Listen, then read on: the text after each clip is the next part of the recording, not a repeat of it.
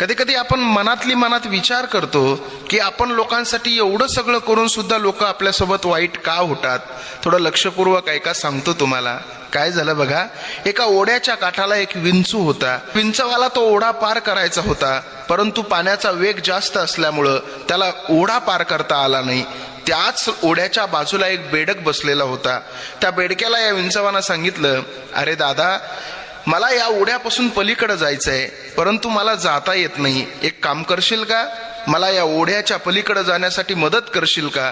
त्यावेळेस बेडक काय म्हणाला माहितीये, बेडक म्हणाला, अरे विंचवा, मी तुला या ओढ्याच्या पलीकडे जाण्यासाठी नक्की मदत केली असती, परंतु तुझा स्वभाव आहे डंक मारण्याचा. तू मला डंक मारलोस तर मी मरून जाईल. त्यावेळेस विंचू म्हणायला लागला, अरे बेडका, मी कसा तुला डंक मारल. ओढ्याच्या पलीकडे जात असताना मी जर तुला मध्येच डंक मारला तर तू बुडशील, पण तुझ्यासोबत मला